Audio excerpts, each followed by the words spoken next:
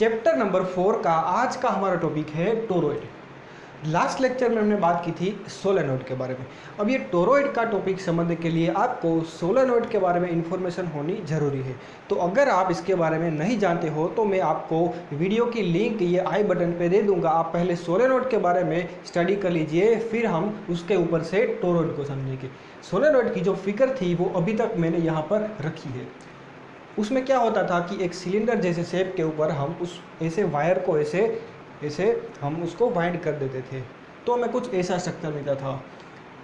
और इसके अंदर जो मैग्नेटिक फील्ड होती थी ये एक दूसरे से पैरेलल में होती है। अब मैं क्या करूं कि ये जो सोलेनॉइड था उसको ऐसे दोनों एंड से पकड़कर उसको ऐसे सर्कल का शेप दे दूं। सपोज़ कि ये हमारा सोलेनॉइड है, उसको मैं ऐसे पकड़कर ऐसा सर्कल के शेप में बना दूं, तो ये जो बनेगा उस शेप कहेंगे टोरॉइड। हम देखेंगे उसकी डिटेल में फिगर अभी, लेकिन हमारे यहाँ पर बेसिक काम क्या है कि जो सोलेनॉइड था उसको मैं ऐसे सर्कल का शेप दे देंगे। आप ऐसा सोच सकते हो कि आपने कार का जो टायर होता है उसके अंदर जो ट्यूब होता है, वो ट्यूब के आसपास अगर आप वायर को ऐसे वाइंड करते जाओगे तो जो आपको शेप मिलेगा वो हो जाएगा एक टोरॉइड का शेप। ठीक है, जो उसकी जो फिगर है जो हमें एनसीईआरटी में दी गई है उसके अकॉर्डिंगली मैं यहाँ पर बना लेता हूँ, और उसके अंदर का जो मैग्नेटिक फील्ड होता है वो भी हम यहाँ पर फाइंड करेंगे। ठीक है, तो पहले मैं यहाँ पर उसकी फिगर बना लेता हूँ। तो इस तरह से अगर आप ये जो सोलेनॉइड था उसके दोनों एंड को पकड़कर आप ऐसे सर्कल का शेप दे देंगे तो आपको फाइनली कुछ ऐसा मिलेगा।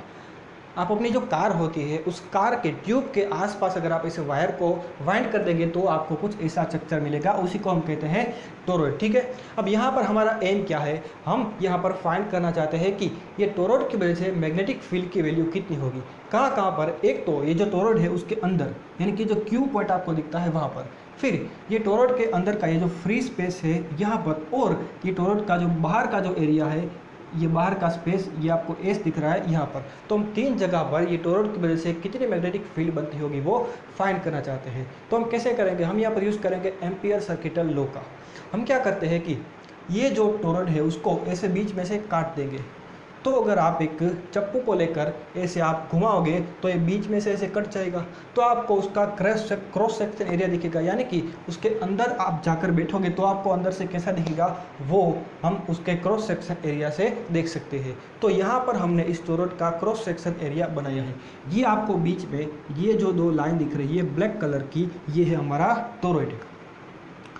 अब देखिए उसमें ये जो ऊपर की लाइन है यहाँ पर आपको सभी वायर ऐसे बाहर आती हुई दिखेगी, तो इसको हमने यहाँ पर डॉट से डिनोट किया है। हमें यह पता है कि अगर कोई फील्ड बाहर की ओर आती है तो हम इसको ऐसे डॉट से, और कोई फील्ड अगर अंदर जाती है तो हम उसको ऐसे क्रॉस से, ये एरो वाला मेथड हमें पता है। ठीक है, तो यहाँ पर सभी जो वायर है वो बाहर की ओर आती है तो हमने उसको यहाँ पर डॉट से डिनोट किया है, और यहाँ पर जो सभी वायर है वो अंदर की ओर जाती है तो उसको हमने इसे क्रॉस से डिनोट किया है। ठीक है, अब हम एम्पियर सर्किटल लॉ का यूज़ करना चाहते हैं तो हमें क्या करना पड़ेगा, एम्पियर लूप सिलेक्ट करना पड़ेगा। अब यहाँ पर हम एम्पियर लूप कौन सा लेंगे, सर्कुलर लूप लेंगे। ठीक है, तो यहाँ पर और यहाँ पर तीन जगह पर हम फाइंड करना चाहते हैं मैग्नेटिक फील्ड की वैल्यू, तो यहाँ पर हमें 3 एम्पियर लूप बनाने पड़ेंगे। तो हमने एक पहला लूप ये बनाया, देखिए ये R1 जितनी रेडियस आपको दिख रही है, तो ये लूप हमारा हो गया जो है उस टोरॉइड के अंदर के फ्री स्पेस के अंदर का। ठीक है, फिर ये R2 रेडियस आपको दिख रही है, ये जो एम्पियर लूप है, ये एम्पियर लूप ये हो गया ये टोरॉइड के अंदर का, और तीसरा एम्पियर लूप हमने बनाया ये उसके बाहर का, ये R3 रेडियस वाला आपको जो दिख रहा है ये हमारा थर्ड एम्पियर लूप हो गया। तो 3 अलग अलग जगह पर हम मैग्नेटिक फील्ड की वैल्यू फाइंड करना चाहते हैं।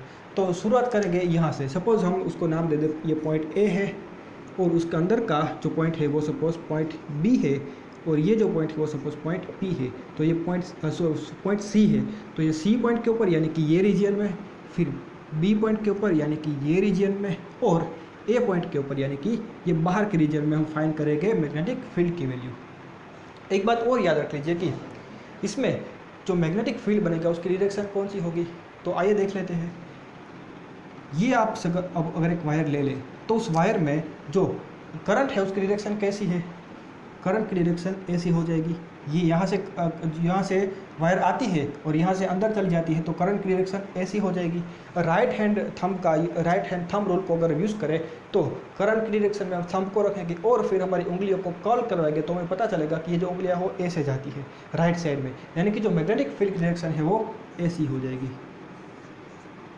यहाँ पर भी हमने ये डिटेल में समझा था कि मैग्नेटिक फील्ड की डायरेक्शन क्यों इस तरह जाती है, तो हमने उसी को ऐसे सर्कुलर शेप दिया है। तो यहाँ जो मैग्नेटिक फील्ड डायरेक्शन ऐसी जा रही है, तो यहाँ पर भी मैग्नेटिक फील्ड डायरेक्शन ऐसे राइट में जाएगी, ठीक है।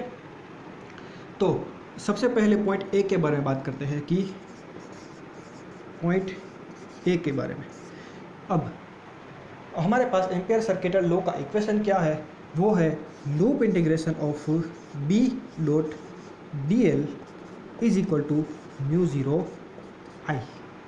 अब ये जो एम्पियर लॉ आप दिख रहा है R3 रेडियस वाला, उसके लिए अब देखिए यहाँ पर उसके अंदर जो करंट होगी वो कितनी होगी। देखिए सपोज ये दो पॉइंट आप कंसीडर करें, तो इस दोनों में करंट तो सेम ही होगी, लेकिन ये जो पॉइंट है यहाँ से वायर बाहर आती है, उसको सपोज हम नाम दे दें I1, और ये जो अंदर जाती है उस करंट को नाम दे दें हम I2। तो I1 और I2 दोनों का मैग्नीट्यूड सेम होगा क्योंकि एक ही वायर में से दोनों पास होती है, लेकिन I2 जो करंट है वो इस पॉइंट से बाहर आती है, और I1 जो करंट है वो इस पॉइंट से बाहर आती है, और I2 जो करंट है वो इस पॉइंट से अंदर जाती है। तो हम एम्पियर सर्किट लॉ में क्या यूज़ करते थे कि ये जो हमारा लूप होता था उसके अंदर की टोटल जो करंट होती है वो हम फाइंड करते हैं। तो टोटल करंट में हम क्या करेंगे कि राइट हैंड की जो उंगलियां है उसको मैग्नेटिक फील्ड की डायरेक्शन में रखने से जो थंब का डायरेक्शन आता है उस डायरेक्शन में जो करंट होगी उसको हम प्लस लेंगे, और जो उसके ऑपोजिट डायरेक्शन में जो करंट होगी उसको हम माइनस लेंगे। तो यहाँ पर हम अगर मैग्नेटिक फील्ड ऐसा है तो मैग्नेटिक फील्ड की डायरेक्शन में अगर हमने हमारी जो उंगलियां है उसको रखे तो थंब आता है अंदर की ओर, यानी कि जो अंदर की ओर जो करंट जाती है वो प्लस है और बाहर की ओर जो करंट आती है वो माइनस है, यानी कि यहाँ पर I2 माइनस I1 हो जाएगा। जो फाइनल करंट होगी इस ये पूरे एम्पियर लूप के अंदर वो होगी I2 माइनस I1। लेकिन यहाँ पर I2 और I1 दोनों का मैग्नीट्यूड कैसा है, सेम है, क्योंकि दोनों एक ही वायर में से पास होती है। तो I2 माइनस I1 का जो रिजल्ट आएगा वो क्या आ जाएगा, 0, यानी कि इस पॉइंट के लिए जो I होगा वो क्या हो जाएगा, 0। और म्यू ज़ीरो को अगर आप 0 से मल्टीप्लाई करोगे तो फाइनल आंसर हमारा क्या आ जाएगा, 0 आ जाएगा। तो अगर B डॉट डी एल ये 0 है तो फाइनल जो मैग्नेटिक फील्ड हमें मिलेगा उसकी भी वैल्यू हमें क्या मिलेगी, 0। इसका मतलब क्या हुआ कि ये जो टोरॉइड है उसके बाहर किसी पॉइंट के ऊपर यहाँ कोई भी रीजन में, ये रीजन में कोई भी पॉइंट के ऊपर जो मैग्नेटिक फील्ड होगी वो कैसी होगी, 0 होगी। क्यों होती है, क्योंकि यहाँ पर जो करंट आती है वो यहाँ से करंट ऐसे बाहर आती है और यहाँ से करंट अंदर जाती है, तो रिजल्टेंट जो करंट हमें मिलती है वो 0 हो जाती है, इसलिए मैग्नेटिक फील्ड भी क्या हो जाएगा, यहाँ पर 0 हो जाएगा। ठीक है, अब बात करते हैं हम पहले ले लेते हैं पॉइंट ए सी, जो अंदर का फ्री स्पेस का जो रीजन है यहाँ का पॉइंट ले लेते हैं। तो ये पॉइंट सी के बारे में बात करें तो पॉइंट सी के लिए वो same equation loop integration of B dot D L is equal to mu zero I. अब यहाँ पर देखिए ये रीजन में आपको इसके अंदर कोई भी करंट दिख रही है नहीं, इसके अंदर जो करंट है सभी ये तो हमारे जो टोरॉइड है उसमें है ना, तो उसके अंदर का ये जो रीजन है वहाँ पर तो कोई करंट ही नहीं है। अगर करंट ही नहीं है तो आई की वैल्यू क्या हो जाएगी, 0 हो जाएगी। अगर ये 0 तो ये पूरे की पूरी टर्म क्या हो जाएगी, 0, यानी कि हमारा नेट जो फाइनल मैग्नेटिक फील्ड होगा वो भी क्या हो जाएगा, 0 हो गया। तो इसका मीनिंग क्या हुआ कि यहाँ पर ये जो रीजन है वहाँ पर भी बी की वैल्यू क्या है, 0, बाहर भी बी की वैल्यू क्या है, 0। तो ये रीजन टोरॉइड के बाहर का और टोरॉइड के अंदर का ये फ्री स्पेस, यहाँ दोनों साइड में ये यानी कि दोनों रीजन में जो मैग्नेटिक फील्ड वो है वो कैसा होता है, 0 होता है। ठीक है, अब बात करेंगे ये हमारा टोरॉइड का अंदर का जो एरिया है उसके बारे में। तो वहाँ पर हमारा कौन सा पॉइंट आएगा, वहाँ पर आएगा ये पॉइंट बी। तो पॉइंट बी के लिए अगर हम एम्पियर सर्किट लॉ का फॉर्मूला लगाए तो ये B dot D L is equal to mu zero I. अब यहाँ पर देखिए, यहाँ पर मैग्नेटिक फील्ड की डायरेक्शन तो हमें पता है कैसी है, ऐसी क्लॉकवाइज, और डीएल की डायरेक्शन कैसी होगी, हमने ऐसा लूप लिया है तो डीएल की डायरेक्शन भी उसके टेंजेंट में हो जाएगी।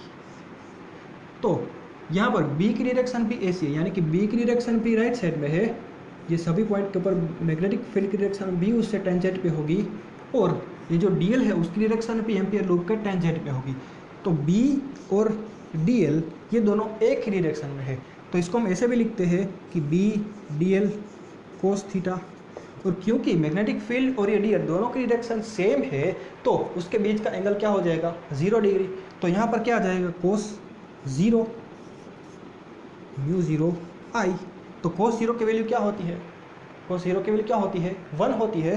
तो यहाँ अगर हम 1 कर दे तो ये क्या बचेगा, बी डॉट डी एल, ये B D L is equal to mu 0 I. अब मैग्नेटिक फील्ड जो होगा वो यहाँ पर सभी पॉइंट के अंदर कैसा होगा, कांस्टेंट होगा, क्योंकि सभी जो लाइन होगी वो ऐसे पैरेलल में होगी। तो यहाँ पर मैग्नेटिक फील्ड कैसा होगा, कांस्टेंट होगा। तो ये कांस्टेंट है तो इसका इंटीग्रेशन नहीं करना पड़ेगा, तो ये बाहर आ जाएगा। तो इंटीग्रेशन में सिर्फ बचेगा D L equal to mu 0 I. अब डी एल, ये D L D L D L D L का अगर आप इंटीग्रेशन करते जाओगे तो ये आपको, ये जो आपका एम्पियर लूप है उस लूप में सभी डी एल का आप इंटीग्रेशन करोगे तो आपको टोटल लेंथ मिल जाएगी, यानी कि b इंटू एल, ये पूरी लेंथ मिल जाएगी, is equal to mu 0 I. और ये जो लेंथ है वो किसके बराबर होगी, तो आंसर है कि इसके सरकमफेरेंस के बराबर, क्योंकि एक सर्कल है तो उसकी लेंथ कितनी होगी, उसके सरकमफेरेंस के जितनी, और उसका सरकमफेरेंस कितना होगा, तो ये यहाँ पर की जो रेडियस है वो कितनी है, ये है r2 जितनी। तो ये हो जाएगा b इंटू 2 पाई r, उसके सरकमफेरेंस का जो इक्वेशन है वो क्या है, 2 पाई r। तो यहाँ पर ये अब रेडियस कौन सी रखेंगे, r2 की, तो हमारा इक्वेशन बन जाएगा b into 2 pi r2 is equal to mu 0 I. और यहाँ पर जो I है वो किसके लिए है, वो है एक टर्न के लिए, जैसा हमने सोलेनॉइड में किया था ना, कि जो I है वो किसके लिए है, एक टर्न के लिए है। लेकिन इसमें टोटल जो टर्न हो गए वो कितने हो गए, सपोज कि इसमें टोटल n जितने टर्न आते हैं, तो एक टर्न में I जितनी करंट है, तो n टर्न में कितनी होगी करंट, n I जितनी। तो यहाँ पर हमारा इक्वेशन हो जाएगा b is equal to 2 into 2 pi r2 is equal to mu 0 N I. तो फाइनल जो हमारा इक्वेशन होगा वो कुछ ऐसा होगा कि mu 0 N I divided by 2 pi are.